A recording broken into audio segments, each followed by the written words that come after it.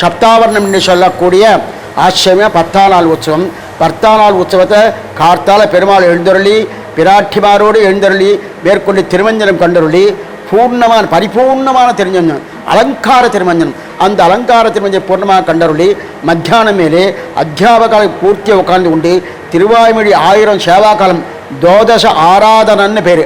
12 விதமான திருவாராதனைகள். அந்த 12 விதமான திருவாராதனை ஆகமசாஸ்திர விதியின்படி இந்த 12 திருவாராதனை ரொம்ப முக்கியம். சில இடத்துல 365 திருவாராதனை ஆகும், சில இடத்துல 12 திருவாராதனை ஆகும், சில இடத்துல உற்சவங்கள் எத்தனை நாளோ அத்தனை திருவாராதனை ஆகும். அப்படிப்பட்ட திருவாராதனை பண்ணப்பட்டு மேற்கொண்டு அங்கு திருவாய்மொழி பூர்ணமாக பகவான் செவிசாய்த்து கொண்டு தோஷ ஆராதனை முடித்து கொண்டு தோஷ பிரசாதங்கள் அதெல்லாம் பூர்ணமாக கொண்டு திருவாய்மொழி சாத்துமறை பரிபூர்ணமான அனுகிரகத்தோடு பகவான் அருள் பாலிக்கக்கூடிய அந்த சாத்துமறை முடிஞ்சோடனே அடுத்து பெருமாள் தீர்த்த பிரசாதம் விநியோகம் பண்ணி அங்கிருந்து கிளம்பி அது 12 கால் மண்டபம் என்று சொல்லக்கூடிய 12 கால் சப்பரம். அந்த சப்பரத்திலே பெருமாள் வீதி விழா வந்து அத்தனை பேருக்கு அருள் பாலித்து கொண்டு மேற்கொண்டு உள்ளே எழுந்தருளி அங்கு நேருக்கக்கூடிய துவஜஸ்தம்பத்துக்கு முன்னாடி பெருமாள் எழுந்தருளிந்து அவரோகணம் என்று சொல்லக்கூடிய துவஜ அவரோகணம். அந்த துவஜ அவரோகன்று இன்று என்னென்ன தேவதைகள் கூப்பிட்டிருந்தாலோ அத்தனை தேவதைகளும் கூப்பிட்டு கொண்டு அந்த அவரோகணமாகி, அவரோகணம்னா கொடி இறக்குதல்னு சொல்லுவாள். அந்த கொடி இறக்குனா கருடக்கொடி. அந்த கருடக்கொடி ஏற்றிருக்காலே அந்த கருடக்கொடி இறக்கின பிறகு எந்தெந்த தேவதைகள் உண்டோ அந்த தேவதைகளுக்கு விடை கொடுத்து அந்த நீங்கள் போயிட்டு வரலாம், நீங்கள் இந்த மாதிரி இந்த உற்சவத்தை போயிட்டு வரலாம் சொல்லி மேற்கொண்டு பகவானுடைய பரிபூர்ணமான கடாட்சத்தை பெற்று அவர்களும் கிளம்பி போகிறார். அதற்கு மேலே பெருமாள் உள்ளே எழுந்திருந்து இத்தல் 10 நாட்கள் யாகங்கள் என்ன, அதே போல் இருக்கக்கூடிய துன்பங்கள் என்ன, அதெல்லாம் தீர்த்த புரோக்ஷணமாகி மேற்கொண்டு அங்கே இருக்கிற அத்தியாபகால், அதே போல் அங்கே இருக்கிற சேவார்த்திகள், அதே போல் அங்கே இருக்கிற பக்தர்களுக்கு அத்தனையும் தீர்த்தம் புரோக்ஷிக்கப்பட்டு அந்த தீர்த்தத்தை கொடுத்து அங்கு பெருமாள் கண்டறலை பண்ணி அதோடு பூர்ணமாக இந்த உற்சவங்கள் தீர்த்தமாது. பங்குனி பிரம்மோற்சவம்னு பேரு. இந்த பிரம்மோற்சவத்தை பிரதானம் என்றால் பங்குனி திருவோணம் பெருமாள் துவஜாரோகணம் அன்றைய தினம் கொடி. அதிலிருந்து 10ஆம் நாள் என்னைக்கு கொடி ஏறித்தோ அதிலிருந்து 10ஆம் நாள் கொடி இறக்குதல் என்று அந்த மாதிரி வார்த்தை சொல்லப்படாது, புரியத்துக்காக கொடி இறக்குதுன்னு சொல்லிங்க. அதுக்கு அவரோகணம்னு பேர். அந்த அவரோகக்கூடிய ஆச்சரியமான உற்சவங்கள் கண்டறளி மேற்கொண்டு எல்லாருக்கும் இது யாரெல்லாம் சேவிக்கிறவாளுக்கு என்ன பலம், இதை கேட்குறவாளுக்கு அடியை இப்போ சொல்லியிருக்கேன். இதை கேட்குறவாளுக்கு நான் அடியேன்னு சொன்னதுனால இல்லை, கேட்குறவாளுக்கு என்ன பண்ணால் பகவானுடைய பரிபூர்ணமான அனுகிரகம். கண்ணனே தெரிவிக்கிறான், மச்சித்தாக மத்கத பிராணாக போதயந்த பரஸ்வரன், என்னுடைய கதையை கேளுங்கோ, என்னுடைய உற்சவத்தை கேளுங்கோ, என்னுடைய குணங்களை கொண்டாடுங்கோ. இப்படிப்பட்ட நீங்கள் பண்ணேன்னா உங்களுக்கு பரிபூர்ணமாக என்னுடைய அனுகிரகம் கிடைக்கும்னு சொல்கிறா. அந்த சொல்கிறபடியால் என்ன நினைக்கிறது?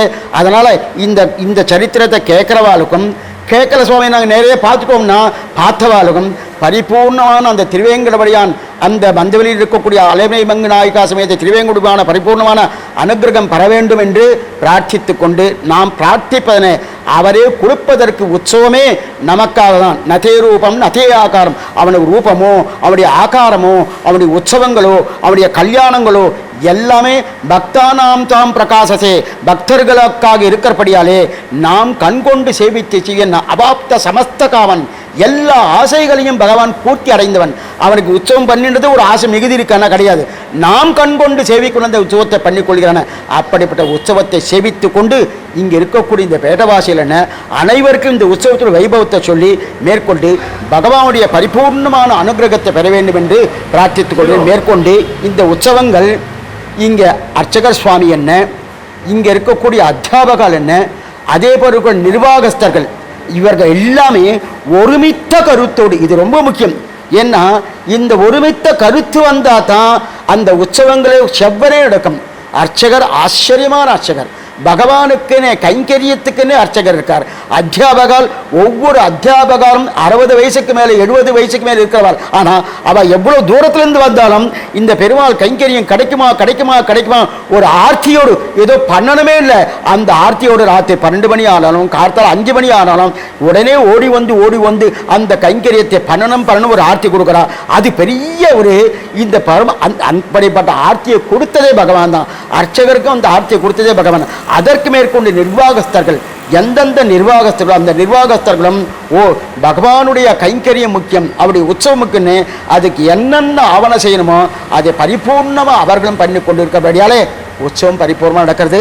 அவசியம் வந்து பெருமாளை சேவித்து கொண்டு பிரார்த்திக்கிறேன். ஆழ்வாரம் பெருமானார் ஜியர் திருவடிகளேசனம், ஆச்சாரியன் திருவடிகளேசனம், பாகவதால் திருவடிகளே சரணம். இதை ஒரு பள்ளிக்கூடத்திலையும் சொல்லி கொடுப்பது கிடையாது. அதனால் பாகவதம் சொல்லுது, வாழ்க்கையே அர்த்தமற்றதாக போய்விட்டதோ அப்படின்னு ஒரு கேள்வி. அப்போ பாகவதம் அவ்வளவு அழகான புக். அதை ஒரு மனிதன் படித்து கற்று தேர்ந்து நடைமுறை வாழ்க்கையில் அதை உபயோகம் செய்ய ஆரம்பித்து விட்டால் அதுக்கப்புறம் அந்த வாழ்க்கையில் தோல்வியே கிடையாது.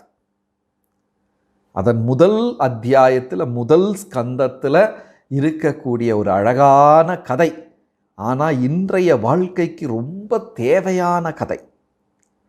என்ன அப்படின்னா, கலிகாலம் ஆரம்பிக்க போகுது. எல்லாருக்கும் தெரியும், நம்மெல்லாம் சொல்லுவோம் இது கலிகாலம், இது கலிகாலம் அப்படின்னு சொல்லுவோம். கலிகாலம் அப்படின்னா 2 குணங்கள் தான் ரொம்ப ரொம்ப முன்னாடி நிற்கக்கூடிய குணங்கள். நீங்கள் பாருங்கள், அந்த காலத்துல எல்லாம் வீடு கட்டுனாங்கன்னா நடுவில் ஓப்பனாக இருக்கும் அந்த வீடு. அதை தமிழில் என்ன சொல்லுவாங்கன்னு தெரியல, மலையாளத்தில் நடுமுற்றம் அப்படின்னு சொல்லுவாங்க, வடநாட்டில் ஆங்கன் அப்படின்னு சொல்லுவாங்க. வீடுகள் கட்டுனா இந்த செட்டிநாடு வீட்டுக்கெல்லாம் போனோம்னா நடுவில் ஓப்பனாக இருக்கும், நமக்கு ஆகாயத்தை பார்க்கலாம், சுற்றியும் வீடு இருக்கும். ஆனால் இப்போ அந்த மாதிரி வீடெல்லாம் கிடையாது, எல்லாம் விற்றுட்டு போயிட்டாங்க. அதுக்கு என்னமோ நல்ல பேர் இருக்குது தமிழில் அந்த மாதிரி ஒரு வீட்டுக்கு. அப்போது அந்த வீடு கட்டும்போது நடுவில் ஓப்பனாக வச்சுருப்பாங்க. ஏன் அப்படின்னு கேள்வி கேட்டால், வெளிச்சம் வர்றதுக்கு, நல்ல வாயு காற்று வருவதற்காக, மழை வெள்ளம் வருவதற்காக, திருடன் வருவதற்காக அப்படின்னு எல்லாம் சொல்லுவாங்க. கோயில் கட்டும்போது பார்த்தீங்கன்னா நடுவில் சன்னிதானம் இருக்கும், சுற்றியும் ஓப்பனாக இருக்கும். இப்போ நீங்கள் திருப்பதியில் போய் பாருங்கள், நடுவில் சாமி இருப்பார், நம்ம சுற்றி வந்தோம்னா மேலே ஸ்கையெல்லாம் பார்க்கலாம், ஆகாயத்தை பார்க்கலாம். வீடு கட்டும்போது நடுவில் திறந்த வெளியாக இருக்கும், கோயில் கட்டும்போது சுற்றியும் திறந்த வெளியாக இருக்கும். அதை வாஸ்துவில் என்ன அப்படின்னு கேட்டோம்னா, நடுவில் வாஸ்துப்படி நடுவில் பிரம்மஸ்தான், கடவுளின் இடம். அந்த ஒரு வீட்டு மனை எடுத்துட்டோம்னா அதில் வாஸ்து புருஷனுடைய மத்திய பாகம் கடவுளின் இல்லம், பிரம்மஸ்தானம் நடுவில். அப்புறம் தெற்கு வசத்தில் யமன், அப்படி இப்படின்னு நிறைய சொல்லுவாங்க. கிழக்கில் இந்திரன், தெற்கில் யமன், அப்படி சுற்றி வீடு. அப்போது அக்னி மூலையில் அடுப்படி சமையல் கட்டு செய்வாங்க, ஜலமூலையில் கிணறு தோண்டுவார்கள், இப்படியெல்லாம் செய்வாங்க. நடுவில் ஓப்பனாக வச்சுருப்பாங்க, திறந்த வெளியாக இருக்கும். அங்கே துளசியை வைப்பார்கள், இல்லைன்னா திறந்த வெளியாக வைத்துக் கொள்வார்கள்.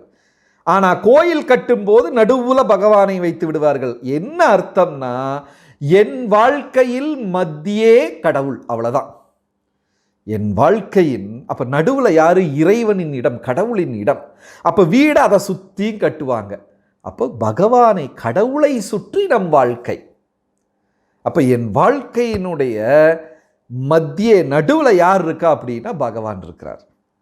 அப்புறம் பெங்களூர்லலாம் இந்தியாவிலலாம் வீட்டு மனைக்கு நம்ம என்று கமெண்ட் செய்து லைக் அண்ட் சப்ஸ்கிரைப் பண்ணிக்கோங்க.